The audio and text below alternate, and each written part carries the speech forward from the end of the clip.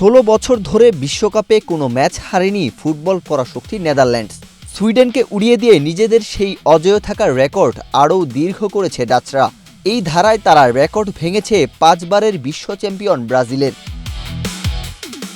শুনতে অবিশ্বাস্য মনে হলেও রেকর্ডই সেই সত্যতার সাক্ষ্য দিচ্ছে।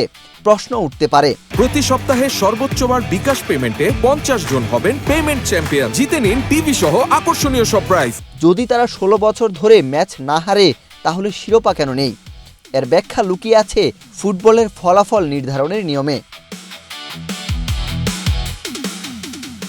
ফিফার নিয়ম অনুযায়ী গ্রুপ পর্বে 90 মিনিটের মধ্যে খেলার ফলাফল অমীমাংসিত থাকলে সেটি ড্র হিসেবে গণ্য হয়। আর নকআউট পর্বে 90 মিনিটে ড্র হলে ম্যাচ গড়ায় অতিরিক্ত 30 মিনিটে।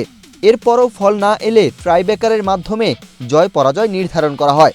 তবে ফিফার অফিসিয়াল রেকর্ডে ম্যাচটিকে ড্র হিসেবেই লিপিবদ্ধ করা হয়।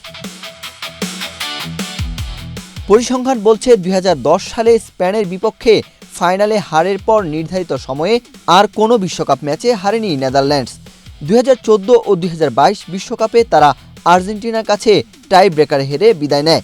2018 বিশ্বকাপে তারা কোয়ালিফাই করতে ব্যর্থ হয়।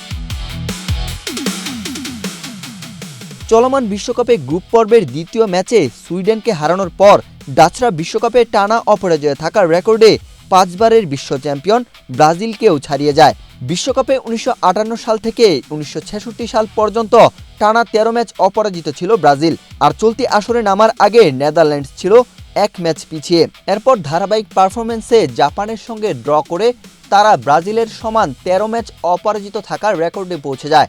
সর্বশেষ জয়ে সেই রেকর্ড ছাড়িয়ে 14 ম্যাচে পৌঁছায় ডাচদের অপরাজয় যাত্রা।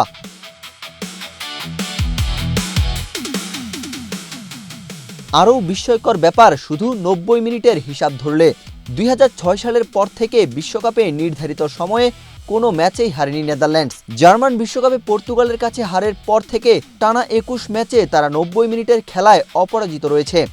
তবুও ফুটবলের সবচেয়ে বড় শিরোপা বিশ্বকাপ এখনও অধরা ডাচদের জন্য। ওয়াহিদ হুসাইন জিহাদ, বাংলাদেশ প্রতিদিন।